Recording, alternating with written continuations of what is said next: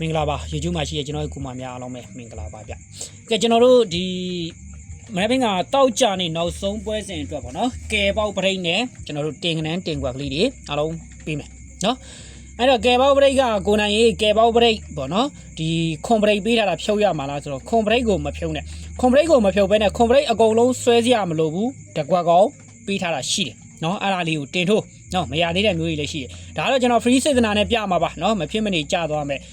ပရိတ်ကလေးပေါ့နော်ကျွန်တော်ဒီထဲမှာပဲပြပေးသွားမယ်နော်ဟုတ်ပြီဒါဆိုရင်ကျွန်တော်တို့ကိုယ့်ဘက်ကိုကလန်နာရှိရင်စစ်ကြည့်နော်တောက်လျှောက်လိုက်ပြီးတော့စစ်ကြည့်ပါကျွန်တော်တော့ဒီကျွန်တော်ရှိမှရှိသလောက်ကိုပဲကျွန်တော်စစ်ပြပေးမယ်နော်စစ်ပြပေးမယ်ဆိုတော့အဲ့ဒါဘာလဲဆိုလို့ရှိရင်ကျွန်တော်တို့နော်တပွဲမှာနော်ကြပေးတာဒီကျွန်တော်တို့6-9ပရိတ်ဒီတောက်လျှောက်ကြပေးနေတယ်နော်6-9ပရိတ်ဒီတောက်လျှောက်ကြပေးနေတယ်ကျွန်တော်ဒီကနေပြီးတော့စစ်ကြည့်မယ်နော်ဒီမှာဆိုလို့ရှိရင်ဒီမှာကျွန်တော်တို့6ပရိတ်လို့ကြမယ်နော်အမြန်ဆုံးလေးစစ်ပြပေးမယ်ဒီမှာ6ပရိတ်လို့ကြမယ်6-9ပရိတ်ကို6ပရိတ်9ပရိတ်ကိုနော်6ပရိတ်နဲ့9ပရိတ်ကတစ်ခုမဟုတ်တစ်ခုကြတယ်ဒီမှာဆိုလို့ရှိရင်ဒီမှာ6ပရိတ်ကြတယ်9ပရိတ်ကြတယ်6ပရိတ်ကြတယ်9ပရိတ်ကြတယ်နော်6-9ပရိတ်ကကြပေးနေတာဒီမှာ9ပရိတ်လို့ကြပြီနော်6ပရိတ်လည်းကြပြီနော်ဒီမှာ9ပရိတ်လို့ကြပြီ6ပရိတ်လည်းကြပြီနော်ဒီမှာဆိုလို့ရှိရင်6ပရိတ်လို့ကြတယ်နော်ဒီမှာ9ပရိတ်တော့ပျောက်တယ်နော်6-9ပရိတ်ကတခုညှိနေရမယ်ဗျာဒီမှာ9ပရိတ်လို့ကြာနော်ဒီဘွဲမှာဆိုလို့ရှိရင်လည်းကျွန်တော်တို့ဒီမှာ6ပရိတ်လို့ကြာတယ်ဒီဘွဲမှာဆိုလို့ရှိရင်လည်း6ပရိတ်လို့ကြာတယ်နော်6ပရိတ်နှစ်ချက်ရိုက်ပေးတယ်နော်ဒီဘွဲမှာဆိုလို့ရှိရင်လည်း6ပရိတ်လို့ကြာတယ်ဒီဘွဲမှာဆိုရင်လည်းဒီမှာ6ပရိတ်လို့ကြာတယ်6-9ပရိတ်ဒီလုံးဝမပြောက်ပါဘူး9ပရိတ်ကြာပေးတယ်နော်9ပရိတ်လည်းကြာပေးတယ်ဒီဘွဲမှာဆိုလို့ရှိရင်လည်းဒီမှာ6ပရိတ်လို့ကြာတယ်ဒီဘွဲမှာဆိုလို့ရှိရင်လည်းဒီမှာ6ပရိတ်လို့ကြာတယ်နော်ဒီဘွဲမှာဆိုလို့ရှိရင်လည်းကျွန်တော်တို့6ပရိတ်လို့ကြပေးပါတယ်ဒီဘွဲမှာဆိုလို့ရှိရင်လည်းဒီမှာ9ပရိတ်လို့ကြပေးပါတယ်နော်ဒီဘွဲမှာဆိုရင်ဒါကတော့ဖောင်းရက်များသွားတဲ့အတွက်ဖောက်ပင်ဖောင်းနေပေါ့နော်ဖောင်းရက်များဖြစ်တဲ့အတွက်သူလည်းမကယ်နိုင်ဘူးဖြစ်သွားတယ်ဒီမှာလည်း6ပရိတ်လို့ပြန်ပြီးတော့ရိုက်ပေးတယ်6ပရိတ်ကြတယ်နော်6ပရိတ်ကြတယ်6ပရိတ်တွေကြပေးပါတယ်ဗျနော်အဲ့တော့ဒီဘွဲမှာဆိုလို့ရှိရင်လည်းကျွန်တော်တို့9ပရိတ်နှစ်ချက်ဆင့်ရိုက်ပေးပါတယ်နော်ဒီဘွဲမှာဆိုလို့ရှိရင်လည်းကျွန်တော်တို့6ပရိတ်လို့ကြတယ်နော်ဒါလေးကိုကျွန်တော်မြန်မြန်လေးစစ်ပေးမယ်ပြီးလို့ရှိရင်ဘာလုံးသင့်လဲဆိုတာလေးကိုပြပေးမယ်နော်ဒီမှာ6ပရိတ်လို့ကြားတယ်6-9ပရိတ်ဒီလုံးဝမပြောက်ဘူးကျွန်တော်ကိုဒီမှာနော်ကလန်နာရဲ့စီကြောတောက်လျှောက်အကုန်လုံးစစ်ကြည့်ရမယ်ဆိုရင်ပေါ့နော်6-9ပရိတ်ဒီလုံးဝမပြောက်ဘူးနော်ပြောက်နေတာဒီပွဲမှာ6-9ပရိတ်မကြသေးတာနော်ဒါလေးကိုထောက်ပြခြင်းတာဒီမှာ9ပရိတ်လို့ကြားတယ်6ပရိတ်လည်းကြား6ပရိတ်လို့ကြားတယ်9ပရိတ်လည်းကြားတယ်နော်9ပရိတ်လို့ကြားတယ်ဒီပွဲမှာနော်6ပရိတ်မကြသွားဘူးเนาะဒါဆိုလို့ရှိရင်ဒီဘွဲမှာ6ပရိတ်လို့ကြတယ်9ပရိတ်လည်းကြတယ်ဒီဘွဲမှာဆိုလို့ရှိရင်လည်း6ပရိတ်လို့ကြတယ်6ပရိတ်တွေဆင့်ကြတယ်ပေါ့เนาะကြတယ်ဟုတ်ပြီဒါဆိုရင်ဒီဘွဲမှာလည်းကျွန်တော်တို့6ပရိတ်လို့ကြတယ်6ပရိတ်ဒီလုံးဝ9ပရိတ်ဒီ6ပရိတ်9ပရိတ်ဒီလုံးဝမပြောက်ပါဘူးဒီမှာ9ပရိတ်လို့ကြပေးတယ်เนาะ6ပရိတ်လည်းကြပေးပါတယ်เนาะဒီမှာ6ပရိတ်လို့ကြပေးတယ်เนาะပြီးလို့ရှိရင်ဒီဘွဲမှာရောကျွန်တော်တို့ပျောက်ပင်ရှိသလားမရှိပါဘူးဒီမှာတင်ငါ6ပရိတ်လို့ကြတယ်เนาะဒီမှာကျတော့ဖောင်းရက်ပိတ်ရက်2ရက်ရှိတာတော့မှကျွန်တော်တို့က6ပရိတ်9ပရိတ်ကလိုက်ပြီးနော်လိုက်ပြီးတယ်ဒီမှာဆိုလို့ရှိရင်လည်း9ပရိတ်ကြတယ်နော်ဒီမှာဆိုလို့ရှိရင်လည်းဘာကြမလဲ9ပရိတ်ကြတယ်နော်9ပရိတ်ကြတယ်ကဲဒီမှာဆိုလို့ရှိရင်ရောပျောက်သလားဆိုတော့မပျောက်ဘူးဒီမှာ6ပရိတ်2ချက်တောင်ရိုက်တယ်ကဲဟုတ်ပြီဒါဆိုရင်ဒီဘွဲမှာဒီပျောက်နေတာဒီနော်ဒီမှာ6ပရိတ်လည်းမကြသေးဘူး9ပရိတ်လည်းမကြသေးဘူးနော်ပြောချင်တာပေါ့အဓိကပြောချင်တာဒီအဲ့ဒါ6ပရိတ်လည်းမကြသေးဘူး9ပရိတ်လည်းမကြသေးဘူးကဲဟုတ်ပြီဒါဆိုရင်ကိုနိုင်ရေး6-9ပရိတ်အကုန်လုံးဆွဲရမှာလားမလိုပါဘူးဗျနော်6-9ပရိတ်အကုန်လုံးဆွဲရမလိုပါဘူးကဲဟိုဘက်တောက်လျှောက်ကိုဘက်ကိုစစ်ကြည့်နော်ဒီဘွဲမှာကျွန်တော်စစ်ပေးမယ်ဘယ်လိုစစ်ပေးမလဲဆိုတော့ဒီလောက်ကလေးကနေပဲစစ်ပေးမယ်နော်မနက်ပိုင်းတီးတဲ့နော်မနက်ပိုင်းတီးတဲ့ကဏ္ဍလေးကိုကျွန်တော်တို့ရေးမယ်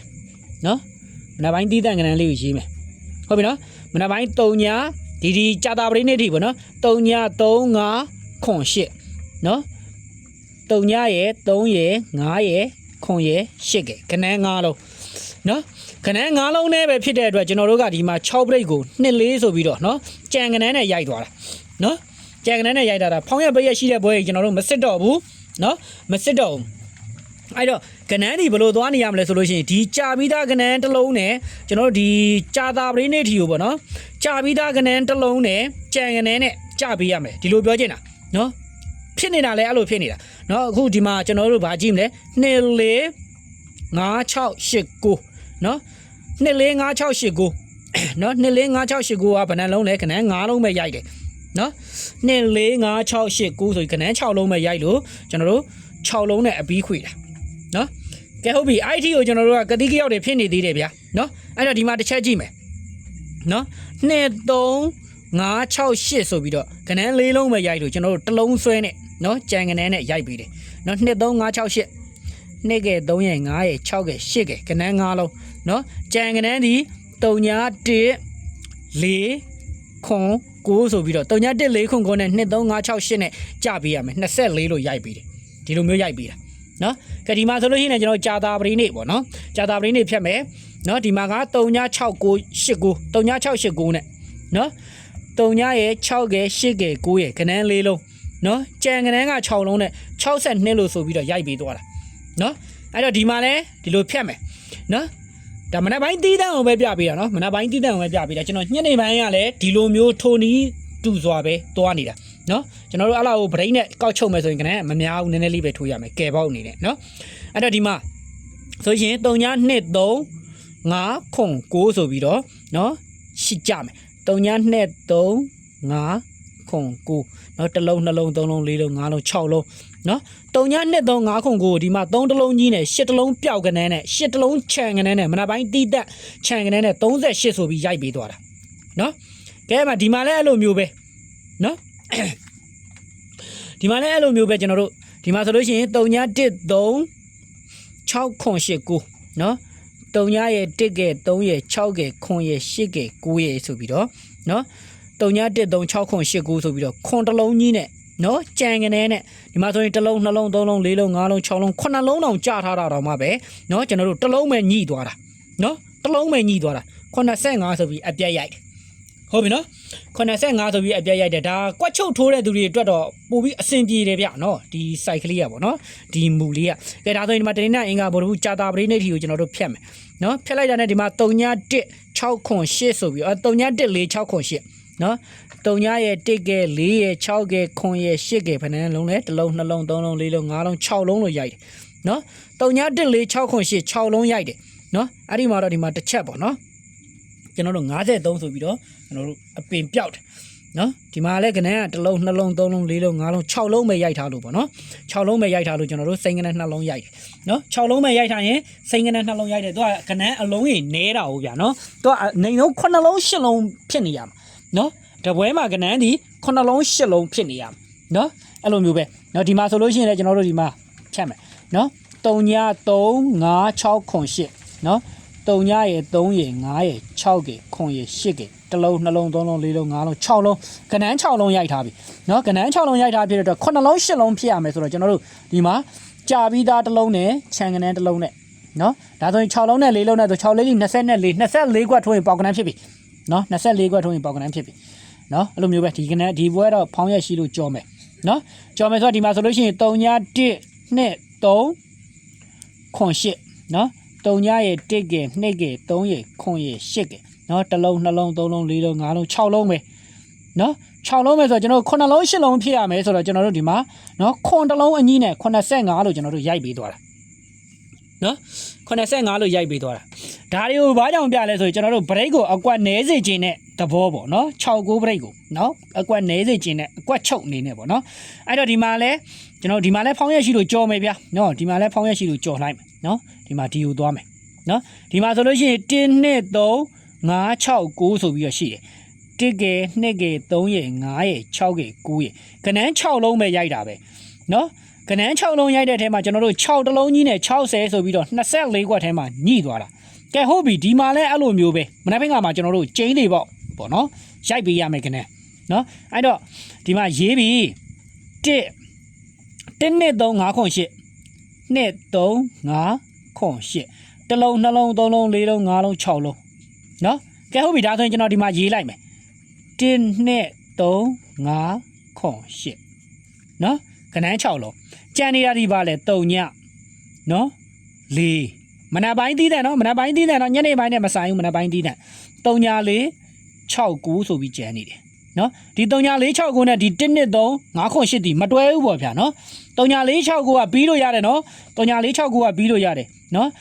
1 2 3 5 8เนาะမတွေ့ဘူးအဲ့တော့ဒီ1 2 3 5 8နဲ့3 4 6 9နဲ့ကျွန်တော်တို့ကတွက်ကတ် နော်တွက်ကတ်မယ်ဆိုတော့ကျွန်တော်တို့ကလည်း6 9ပရိတ်ကိုယူထားတာဆိုတော့ကနန်းရေးမယ်ကနန်းရေးမယ်ဆိုတော့1နဲ့3ညာနဲ့10က6 9ပရိတ်မဖြစ်ဘူး1 4 6 9ပရိတ်မဖြစ်ဘူး1 6 6 9ပရိတ်မဖြစ်ဘူး1 9 6 9ပရိတ်မဖြစ်ဘူးအဲ့တော့20 6 9ပရိတ်မဖြစ်ဘူး2 4 2 4တကွက်ရမယ်6 9ပရိတ်ဖြစ်တယ်နော်အဲ့တော့2 6 6 9ပရိတ်မဖြစ်ဘူး2 9 6 9ပရိတ်မဖြစ်ဘူးနော်ဒါဆိုပြီးပြီ30 6 9ပရိတ်မဖြစ်ပါ3 4 6 9ပရိတ်မဖြစ်ဘူး3 6 6 9ပရိတ်ဖြစ်တာဖြစ်တဲ့အတွက်9ပရိတ်ညိတယ်နှစ်ကွက်ထွက်ပြီဟုတ်ပြီနော်ဒါဆိုလို့ရှိရင်3 9 6 9ပရိတ်မညိဘူးနော်ဒါဆိုရင်50 6 9ပရိတ်မညိဘူး5 4ကျွန်တော်တို့9ပရိတ်ညိ54လို့ညိတယ်နော်9ပရိတ်ညိဒါဆိုလို့ရှိရင်5 6 6 9ပရိတ်မညိဘူး5 9 6 9ပရိတ်မညိဘူးနော်80 6 9ပရိတ်မညိဘူးခွန်4 6 9ပရိတ်မညိဘူးခွန်6 6 9ပရိတ်မညိဘူးခွန်9 6 9ပရိတ်ညိနော်ဒါဆိုလို့ရှိရင်80မညိဘူး84မညိဘူး86မညိဘူး89မညိဘူးနော်ဒါဆိုကျွန်တော်ဒီ၄ခွက်ပဲထိုးရမယ်နော်ဒါမနက်ပိုင်းတီးတဲ့နော်မနက်ပိုင်းတီးတဲ့ကဲဟုတ်ပြီဒါမနက်ပိုင်းတီးတဲ့ကျွန်တော်တို့ဒီ၄ခွက်ကိုထိုးရမယ်နော်2 4 3 6 5 4ခွန်9 6 9ပရိတ်နော်ဒီ၄ခွက်ထိုးရမယ်နော်ဒီ၄ခွက်ထိုးရမယ်အဲ့လာမှမဟုတ်လို့24ခွက်ထိုးခြင်းနဲ့ဆိုရင်လည်းထိုး6 9ပရိတ်ကလွဲသွားခဲ့ရင်ပေါ့နော်ဒီလိုမျိုးဖြစ်မယ်နော်ကဲဒါဆိုညနေပိုင်းလေးပြန်စစ်ကြည့်မယ်ဗျညနေပိုင်းတော့ကျွန်တော်အပင်ရှိမစစ်တော့ဒီနားလေးကပဲဆက်လိုက်မယ်နော်အဲ့တော့3ညရဲ့1ရဲ့4ရဲ့3ရဲ့9ရဲ့ခွန်ရဲ့နော်3ည1 3 4ခွန်9နော်3ည1 3 4ခွန်9 1 2 3 4 5 6လုံးပဲနော်3ည1 3 4ခွန်9ဒီမှာကနန်း2လုံးကြံကနန်း2လုံးရိုက်သွားတယ်နော်ကဲဒီပင်ကြော်မယ်ဖောင်းပင်မို့လို့ကြော်မယ်1 2 3 4နော်ကျွန်တော်တို့တောက်ကြနေကိုကျွန်တော်တို့ကယူမာကိုယူမာဆိုတော့ဒီမှာက3ည3 4 5ခွန်8နော်3ည3 4 5ခွန်8 3ညရဲ့3ရဲ့4ရဲ့5ရဲ့ခွန်ရဲ့8ကဲဆိုတော့ကနန်း6လုံးပဲ1 2 3 4 5 6လုံးပဲနော်3ည3 4 5ခွန်8မှာ3ညတစ်လုံးအကြီးနဲ့3ည1ဆိုပြီးတော့ရိုက်ပြီးသွားတာနော်ကျွန်တော်စိန်ကနန်းနှလုံးခွေမယ်ဆိုရင်ခွေလို့ရပါတယ်ဗျာနော်ခွေလို့ရပါတယ်ကဲဒီမှာဒီညနေပိုင်းကိုကြည့်မယ်နော်ညနေပိုင်းကိုကြည့်မယ်ဆိုလို့ရှိရင်ညနေပိုင်းကိုကြည့်မယ်ဆိုလို့ရှိရင်ကျွန်တော်တို့တနင်္လာအင်္ဂါဗုဒ္ဓဟူးကြာတာပတိဒီမှာဖြတ်မယ်နော်ဒီမှာဖြတ်မယ်ဆိုတော့3ည2နော်3ည2 4 6 8 9 3ည2 4 6 8 9 1 2 3 4 5 6လုံးပဲနော်ဒီမှာတော့6လုံးကိုကျွန်တော်တို့6လုံးနဲ့ပဲပြီးသွားတယ်နော်ကဲဟုတ်ပြီထားတော့ဒီမှာဆိုလို့ရှိရင်လေဒီမှာနော်မနေ့ညတစ်ချိန်ကတော့ကျင်းနေပေါ့မှာမနက်ကမနက်မှာကျွန်တော်ပိုကြိုက်တယ်ဗျ6 9ပရိတ်လို့ကြာလာခဲ့ရင်မနက်ကမနက်မှာပို့ပြီးတော့ကြိုက်နော်အဲ့တော့ဒီပေတန်နဲ့ဖြတ်တာပေါ့ဒါပေတန်လို့ခေါ်တယ်နော်အဲ့တော့ဒီမှာကလည်း3ည1 2 3 4 5 9နော်3ည1 2 3 4 5 9တစ်လုံးနှလုံး3လုံး4လုံး5လုံး6လုံး9လုံးဖြစ်နေ9လုံးဖြစ်နေတော့ကျွန်တော်ဒီ9လုံးအပြီးခွေရင်ခွေမခွေလို့ရှိရင်စိန်ကနန်းတစ်လုံးနဲ့ပဲတေချာပေါက်ကြစိန်ကနန်းမခွေတော့နော်အဲ့တော့ဒီ9လုံးအပြီးခွေမယ်ဆိုလို့ရှိရင်ဒီ9လုံးထဲမှာကျွန်တော်တို့6 9ပရိတ်ကိုညှိအောင်ဖမ်းရမယ်နော်ဒါတော့ကျွန်တော်တို့မနက်ပိုင်းအသွားလာကိုကြည့်ရမှာနော်မနက်ပိုင်းသွားလာမှာဒီမှာစိန်ကနန်းမရိုက်ဖဲနဲ့နော်ကျွန်တော်တို့တစ်လုံးမှညှိတယ်ဆိုရင်ညနေပိုင်းမှာဒီ9လုံးအပြီးခွေမှာ9လုံးအပြီးခွေကအပြီးခွေထိုးတယ်မလို့နော်အဲ့ဒီမှာ6 9ပရိတ်နဲ့ညှိရဆိုရင်တင်5ရှိမယ်နော်တင်5ရှိမယ်ပြီးလို့ရှိရင်ဘာရှိအောင်မလဲ2 4ရှိမယ်တင်5 2 4 3ဘူးနော်3ဘူးရတယ်ပြီးလို့ရှိရင်90ရမယ်ဒါပဲနော်ဒါပဲခွေထိုးရအောင်ဟုတ်လားကညနေပိုင်းကတော့ကျွန်တော်ညနေပိုင်း community မှာတင်ပေးမယ်မနက်ပိုင်းကတော့ share မိုက်တဲ့ကဏ္ဍလေးတွေပေါ့ဗျာနော်အဲ့တော့ကျွန်တော်တို့ကယ်ပေါက်မနက်ပိုင်းကမှာခွန်ပရိတ်သေးချာပေါက်ကြားနိုင်ကြီးရှိပါတယ်နော်အဲ့တော့ကယ်ပေါက်ခွန်ပရိတ်နဲ့ကယ်ပေါက်ကိုမရသေးတဲ့မျိုးတွေလာယူပေါ့နော်အဲ့တော့မနက်ပိုင်းကပွဲသိမ်းနော်28ရက်နေ့မနက်မှာနော်28ရက်နေ့မနက်မှာ6 9ပရိတ်နော်6 9ပရိတ်တေချာပေါက်လာမယ်နော်6 9ပရိတ်မှာကျွန်တော်တို့တင်ထိုးရမှာဒီကနန်း4ခွက်တယ်2 4 3 6 5 4ခွန်9နော်2 4ရယ်ခွန်9ရယ်3 6ရယ်5 4အားထိုးလိုက်ပေါ့နော်ကဲဟုတ်ပြီနော်ဒါကတော့ကျွန်တော်တို့ကယ်ပေါက်ပေါ့နော်ဒါကတော့ကယ်ပေါက်ဟုတ်ပြီနော်ကဲပေါ့ကဲမနေ့ကမှတေချာတဲ့ ကျွန်တော်ကိုဒီမားတွေ break ပိုင်နဲ့တကွက်ကောင်းရှိမယ်နော်မနက်မနက်မှာတကယ်လို့များဗျာမနက်မှာကျွန်တော်တို့ခွန် break ကလည်းအားသာချက်ရှိတယ်ဒါလည်းကျွန်တော်ပြပြီးသားမို့လို့ခွန် break ကပြပြီးသားမို့လို့ကျွန်တော်ကိုဒီမားမပြောတော့တာနော်အဲ့တော့ခွန် break နဲ့တကွက်ကောင်းလိုချင်တဲ့အမျိုးတွေ3ညာကို4နှစ်4 6နှစ်6နှစ်4 5 3ညာကို6ခွန်3 4ခွန်ခွန်3ကိုနော်ဖုံးဆက်ပါခွန် break ပေါ့နော်ဒီ6ကိုဘရိတ်ကကျွန်တော်ကဒါဟိုမြစ်တာလက်ဆောင်ပေးတာနော်မြစ်တာလက်ဆောင်ပေးတာခွန်ဘရိတ်တကွက်ကောနော်ခွန်ဘရိတ်ဆွဲခြင်းလဲဆွဲပေါ့မနက်မှာခွန်ဘရိတ်ဆွဲခြင်းလဲဆွဲခွန်ဘရိတ်မဆွဲခြင်းဘူးဆိုလို့ရှိရင်တကွက်ကောင်းလို့ခြင်းတယ်ဆိုရင်ဖုံးဆက်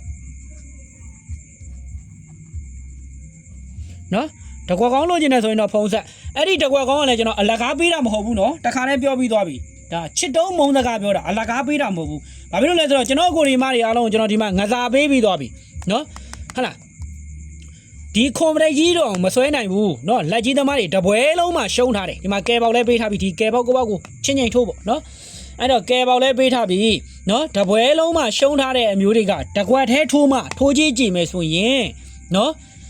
တပွဲလုံးရဲ့ရှုံးကြီးကိုကျွန်တော်တို့เนาะရင်းနိုင်တယ်ဆိုလို့ရှိရင်အလကားမရဘူးเนาะအလကားမရဘူးတန်ရတန်ကြီးနဲ့ရောင်းမယ်တူတူတန်တန်နဲ့ရောင်းမယ်နော်ထိုးကြီးနည်းနည်းလေးနဲ့တော့ဖုံးလာမဆက်နဲ့ပေါက်ပေးတော့လာမတောင်းနဲ့နော်အဲ့ဒီခွန်ပရိတ်တကွက်ကောင်းမနက်မှာကြားနိုင်ကြရှိတဲ့အာသာချက်ကနန်းတကွက်သေးနော်ဒဲအိုပိုဦးစားပေးရမယ်တကွက်သေး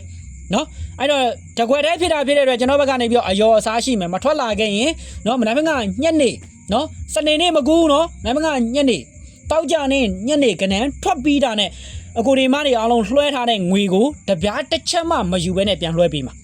နော်ဒီငွေယူထားခြင်းဒီကျွန်တော်ရဲ့ကဏ္ဍကိုယုံကြည်စွာထိုးဖို့အတွက်လက်ကြီးသမားတွေကိုနော်ပေါက်ပေးမပေးဘူးလားပေါက်ပေးပေးလိုက်တာနဲ့ကျွန်တော်တို့တန်ဖိုးမထားဘူးကျွန်တော်ပေါက်ပေးတွေတော်တော်များများပေးဘူးတယ်နော်ကျွန်တော်တို့ရဲ့ကဏ္ဍကိုတန်ဖိုးမထားကြဘူးအဲ့တော့တန်ဖိုးထားစေခြင်းလို့ကျွန်တော်တို့တန်ရာတန်ကြီးနဲ့ပေးမယ်နော်မထွက်လာခဲ့ဘူးမလားမထွက်လာခဲ့ရင်ကျွန်တော်ကိုလွှဲထားတဲ့ငွေတိုင်း screenshot ရိုက်ပြီးတော့လာတောင်းတယောက်မကြံအကုန်ပြန်လွှဲပေးမယ်တပြားတစ်ချက်မှမစားဘူးတပြားတစ်ချက်မှမယူဘူးနော်အဲ့တော့တူတူတန်တန်နဲ့ရောင်းမယ်ကျွန်တော်ကိုဒီမတွေအားလုံးပဲယုံကြည်နဲ့ထိုးဖို့အတွက်ပါနော်အဲ့တော့ယုံကြည်ပါတယ်ထိုးပါမယ်ဆိုလို့ရှိရင်ဖုံးဆက်ပါ3ညာကို4နှစ်4 6နှစ်6နှစ်4 5 3ညာကို6ခွန်3 4ခွန်3 3ကိုဘိုင်ဘာရှိတယ်ဖုံးနံပါတ်နှလုံးဘိုင်ဘာရှိတယ်နော်ဝေဘေး KB ကတော့ဒီအပေါ်ဖုံးနံပါတ်ကဝေဘေး KB ရှိတယ်နော်အဲ့တော့ခွန်ပရိတ်နဲ့မနက်ပိုင်းကိုတကွက်ကောင်းနော်တကွက်ကောင်းထိုးခြင်းနဲ့ကဲပေါ့ဗောနော်တပွက်လုံးမှာရှုံးထားသမျှရှုံးခြင်းအခြေပြန်လိုခြင်းနဲ့ဆိုလို့ရှိရင်တော့ကျွန်တော်အဲ့ဒီတကွက်သေးကိုတူတူတန်တန်နဲ့ပေးမယ်နော်ဖုံးဆက်ပါလာယူပါအဲ့ဒါမှမဟုတ်လို့ခွန်ပရိတ်ဆွဲခြင်းနဲ့ဒီမှာ6ကိုပရိတ်လည်းပေးထားတယ်ခွန်ပရိတ်ဆွဲခြင်းနဲ့ဆိုလဲသဘောပဲနော်အဲ့တော့ကျွန်တော်တို့ကတကွက်ကောင်းကိုပေးမှဖြစ်တဲ့အတွက်လိုချင်တယ်ဆိုလို့ရှိရင်ဖုံးဆက်ပါတူတူတန်တန်နဲ့ထိုးမယ်ဆိုရင်ဖုံးဆက်ပါနော်ပေါက်ပေးတော့လာမတောင်းပါနဲ့ဗျနော်ပေါက်ပေးတွေကိုကျွန်တော်မပေးပါဘူးနော်ဟုတ်ပြီနော်ကျွန်တော်ကိုဒီမားတွေတဲ့ယုံကြည်စွာလက်တွဲခြင်းနဲ့ဆိုလို့ရှိရင်တော့ဖုံးဆက်ပါဗျနော်ကဲအားလုံးပဲကံကောင်းကြပါစီဗျ